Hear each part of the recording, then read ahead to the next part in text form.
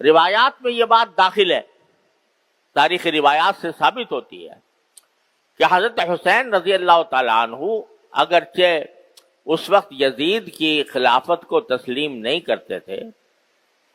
اور اس لیے نہیں کرتے تھے کہ ان کے خیال میں یزید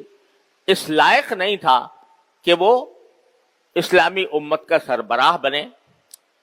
اور ان کو کچھ منکرات شرعیہ بھی ان پر ظاہر ہوئے تھے کہ یہ منکرات شرعیہ کا ارتکاب ہو رہا ہے، تو اس کے خلاف حضرت سیدنا حسین رضی اللہ تعالیٰ عنہ نے یہ سفر کیا تھا۔ لیکن جب ان کا محاصرہ کر لیا گیا اور ان کو آگے بڑھنے سے روک دیا گیا،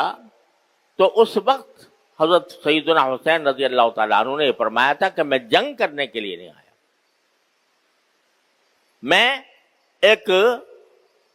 اس بات پر احتجاج کرنے کے لیے آیا ہوں کہ ایک ناجائز حکمران کو حکمران بنا لیا گیا۔ لیکن یہ بھی شریعت کا چونکہ حکم ہے کہ اگر کوئی ناجائز طور پر حکمران بن جائے، اس کا اقتدار قائم ہو جائے، تو پھر اس کو مجبوری کے طور پر قبول کیا جاتا ہے جب تک کہ اس کو ہٹانے کا کوئی طریقہ ممکن نہ ہو۔ تو اس لیے بعض روایات میں یہ آتا ہے کہ انہوں نے یہ پیشکش بھی کی تھی کہ میں خود یزید سے گفتگو کرنے کے لیے تیار ہوں، لیکن اس سب کے باوجود یزید نے جس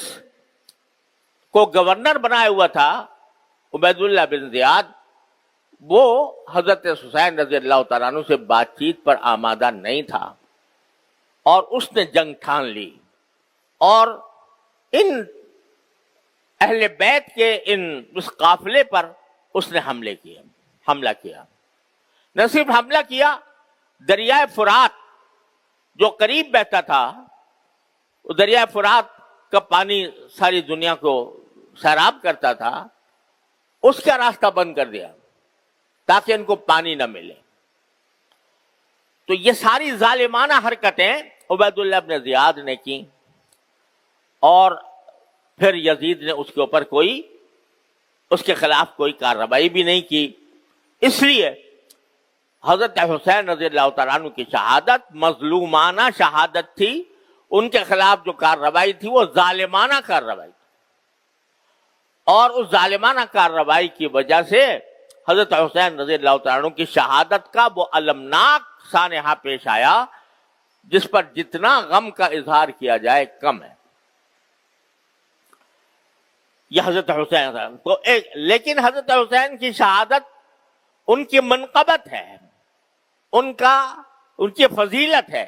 کہ اللہ تبارک و تعالیٰ نے ان کے لیے، مرنا تو ہر ایک کو ہوتا ہے، لیکن ایک تو شہادت کی موت عطا فرمائی، اور شہادت کی موت بھی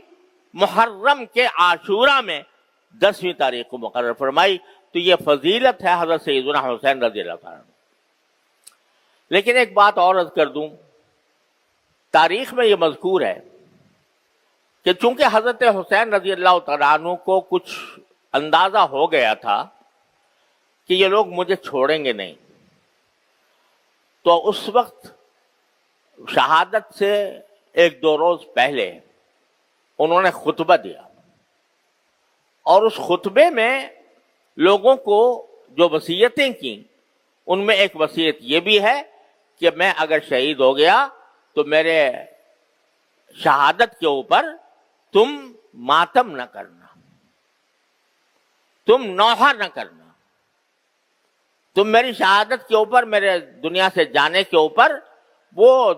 جاہلیت کے طریقے اختیار نہ کرنا جو جاہلیت میں تھے، اور رسول کریم صلی اللہ علیہ وسلم نے ان کو ممنوع کر دیا تھا۔ جاہلیت میں جب کسی کا انتقال ہوتا تھا تو جتنا بڑا آدمی ہے اسی کے حساب سے اس پر ماتم ہوتا تھا، اس کے گریبان چاک کیے جاتے تھے، اس میں خود سر پر مٹیاں ڈالی جاتی تھیں، اور خدا جانے کیا کیا حرکتیں، اور رو رو کر نوحہ کیا جاتا تھا۔ نوحہ کے معنی ہوتے ہیں کہ رو رو کر شعر پڑھنا اور رو رو کر مرحوم کے فضائل و مناقب بیان کرنا یہ نوحہ ہے. اور نبی کریم صلی اللہ علیہ وسلم نے جاہلیت کی جن رسموں کو آپ نے مٹایا ان میں ایک بہت بڑی رسم نوحہ کی آپ نے مٹائی کہ نوحہ کرنا ناجائز ہے. تو یہ خود حضرت حسین رضی اللہ تعالیٰ عنہ خطبے میں یہ فرما رہے. ظاہر ہے کہ نواسے تھے رسول کریم صلی اللہ علیہ وسلم کے, آپ کے جگر گوشے تھے,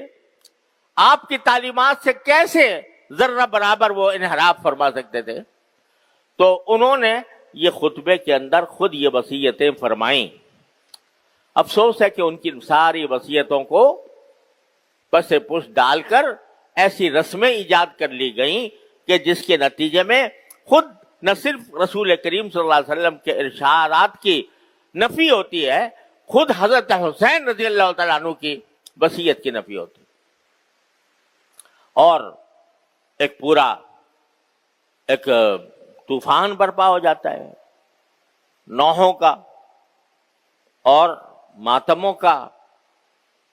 بہرحال جو لوگ کرتے ہیں وہ جانے, ان کا کام جانے, لیکن مسلمانوں جو مسلمان اہل سنت ہیں, جو نبی کریم صلی اللہ علیہ وسلم کی سنت کے تابع ہیں,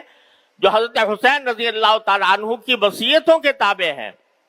ان کو اس قسم کی مجالس میں جہاں یہ نوحہ ہوتا ہو یا جہاں ان کے حضرت حسین کی وصیتوں کے خلاف ورزی کی جاتی ہو, وہاں ایک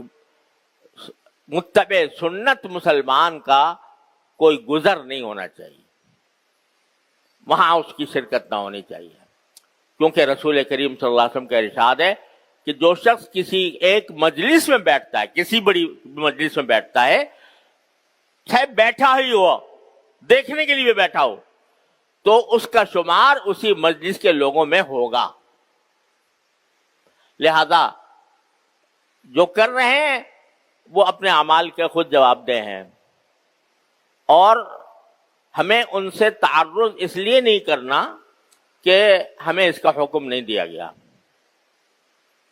یہ بعض لوگ سمجھتے ہیں کہ یہ جو رسول کریم صلی اللہ علیہ وسلم نے فرمایا کہ اگر کوئی منکر دیکھو تو پہلے اس کو اپنے ہاتھ سے روکنے کی کوشش کرو, اگر ہاتھ سے روکنے کی استطاعت نہ ہو تو زبان سے روکو, زبان سے استطاعت نہ ہو تو دل سے اس کو برا سمجھو. تو اس کی تفسیر اصل میں یہ ہے کہ جو صاحب اقتدار ہے, جس کو اقتدار حاصل ہے کسی حصے پر, اس کا یہ فرض ہے کہ اگر وہ اپنے زیر اقتدار علاقے میں کوئی منکر دیکھتا ہے تو اس کو ہاتھ سے روکے, قوت سے روکے. مثلا ہمارا تھوڑا بہت اقتدار اس مسجد پر ہے, اس مدرسے پر ہے, یہاں اگر ہم کوئی منکر ہوتا ہوا دیکھیں تو ہمارا فرض ہے کہ اس کو قوت سے روکیں, ہاتھ سے روکیں. لیکن جو صاحب اقتدار نہیں, وہ اس کے لیے حکم کیا ہے کہ زبان سے اگر ضرورت ہو زبان سے روکو, اگر زبان کی بھی قدرت نہیں ہے تو پھر دل سے اس کو برا سمجھو. لہذا جو لوگ یہ رسمیں بجا لا رہے ہیں, نوحے کی, ماتم کی, جلوسوں کی, تعزیوں کی, جو کر رہے ہیں اس کے وہ اعمال کے خود ذمہ دار ہیں. ہم اس بات کے مکلف نہیں ہیں کہ ہاتھ سے جا کر ان کو روکیں یا ان سے لڑیں یا ان سے کوئی جنگ مول لیں یا ان کے اوپر حملے کریں یا ان کے ساتھ کوئی اشتعال انگیز کارروائی کریں.